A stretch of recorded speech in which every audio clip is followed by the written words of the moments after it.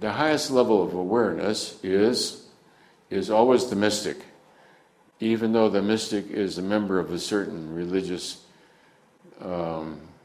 organization or whatever. The mystic who shoots over level 600 does so by becoming the truth from within, and may or may not hang around the religion in which this arose later on. But it's merely the setting.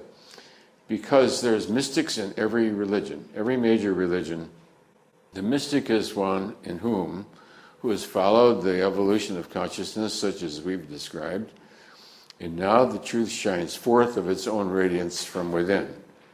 It's not acquired as a book learning or a memorization. It has nothing to do with liturgy. It has nothing to do with ecclesiastic approval. It has to do with an inner awareness. People who have done severe physical exertion to the point of exhaustion.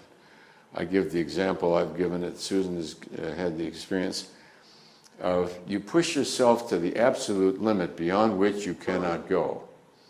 That could be an endeavor such as walking barefoot across the desert, whatever it is. You push yourself to the limit beyond which you cannot go. And now you refuse the limit. And you shoot past the impossible and you move into the incredible. And that's what I call the Roger Bannister effect. You push the human endurance past to the level that science says you cannot, and then you refuse with an iron-like savage will, and that's when it's time to get yang. The time to get yang is when you run up against the I can't, and that's when you crash through the I can't. Instantly you're in a different dimension, which is effortless. All the boxes that you couldn't lift anymore are now weightless.